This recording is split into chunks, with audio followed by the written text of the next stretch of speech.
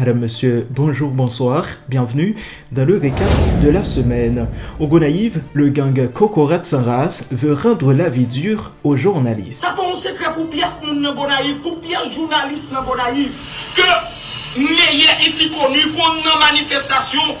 Brassi brassa ensemble avec Yuri la tortue pour te voir Jovenel aller. Après des menaces de mort contre deux journalistes de la radio La Voix du Peuple, Diolifet Séjour et Youvens Norseus la semaine dernière, le gang s'en prend maintenant à toute la presse gonaïvienne.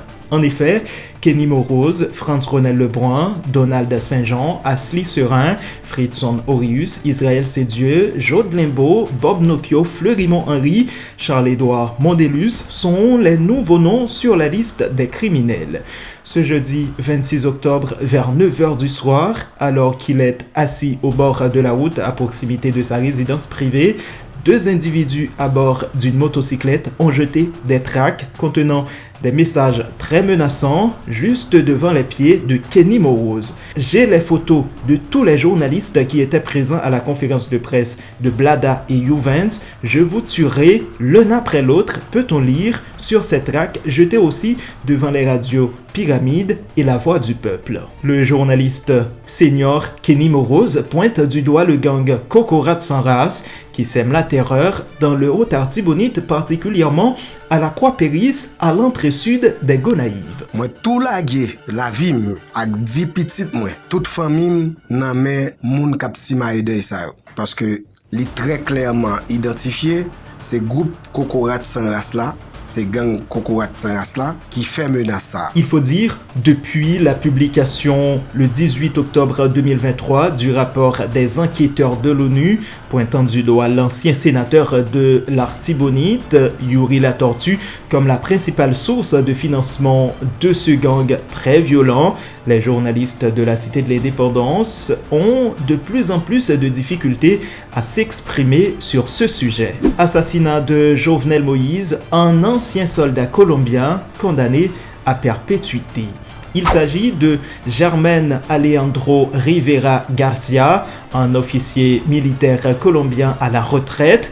Il est condamné à la prison à vie par un tribunal fédéral de Miami ce vendredi 27 octobre 2023, rapporte le journal Miami Herald, pour avoir participé à l'assassinat en 2021 du président haïtien Jovenel Moïse. Il est la troisième personne à avoir plaidé coupable dans cette affaire, a précisé le journal Le Nouvelliste. Nouvelle audition de Joseph Félix Badio au cabinet d'instruction.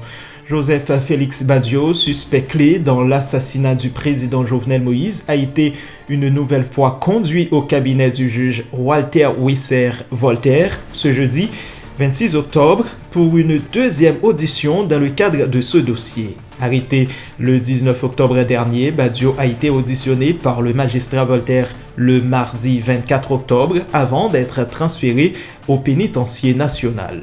L'ancien parlementaire Antonio Cherami, dit Don Cato, lui aussi a été auditionné le 25 octobre, toujours dans le cadre de l'assassinat de l'ancien président Jovenel Moïse. C'est une information très inquiétante. Des médicaments et du sang contaminé en provenance de la République dominicaine sur le sol haïtien. En effet, le MSPP a saisi 27 pochettes de sang à Wanamint, dans la zone frontalière, le 13 octobre dernier. Après des tests et analyses réalisés sur ces pochettes, les autorités sanitaires ont constaté qu'elles sont contaminées par les virus du sida et d'hépatite B, peut-on lire dans un tweet de Radio Métronome. Face à cette situation, le MSPP a rappelé à la population qu'il est interdit d'acheter ou de recevoir du sang ou des produits à base de sang provenant d'autres pays. Le MSPP demande à la population de rester vigilant en exigeant une vérification rigoureuse de la part du personnel hospitalier avant toute injection.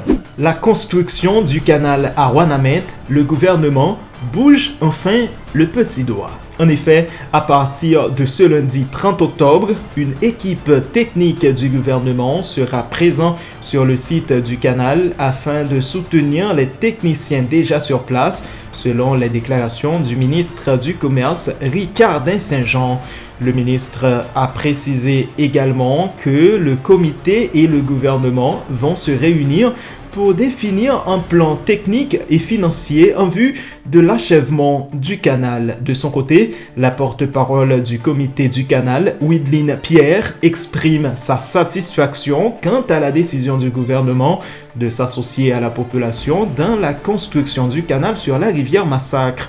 Madame Pierre exhorte les autorités à agir rapidement afin de finaliser cette construction dans les meilleurs délais. Dans le même temps, une délégation technique de l'OEA sera en Haïti pour une visite de 2 jours du 30 au 1er octobre 2023. L'objectif de cette visite est de recueillir des informations techniques auprès des autorités haïtiennes concernant le projet du canal d'irrigation dans le nord-est. Il est important de noter qu'une commission technique de l'OEA a déjà effectué une visite en République dominicaine le 17 octobre dernier afin d'étudier la construction du canal sur la rivière Massacre. Cette commission devrait établir un rapport technique sur l'avancement de ce projet. Mirland Maniga et le pasteur Calixte Fleuridor dénoncent le cynisme du Premier ministre Ariel Henry. Dans une adresse adressée au Premier ministre de facto, les 2 membres du HCT se disent déchantés au plus haut point en raison du fait que plus de 9 jours après l'enlèvement d'Anthony Virginie Saint-Pierre, secrétaire général du Haut Conseil de transition, le gouvernement ne se préoccupe même pas du sort réservé à ce dernier. En tant que secrétaire général du HACT, M. Saint-Pierre jouit d'un rang de ministre. Si un ministre est kidnappé et que le gouvernement reste indifférent, le message est clair que la population est livrée à elle-même, conclut Mirland Maniga et pasteur Calixte Fleuridor. Anthony Virginie Saint-Pierre a été enlevé le mercredi 18 octobre 2023 à Port-au-Prince, à proximité de la Digicel et l'hôtel Marriott, par des individus lourdement armés. Fin de ce récap de la semaine. Merci à vous de l'avoir suivi. Si vous trouvez que ces informations sont intéressantes, eh bien, n'hésitez surtout pas à les partager à vos proches. Quant à moi, je vous dis merci, au revoir, à samedi prochain.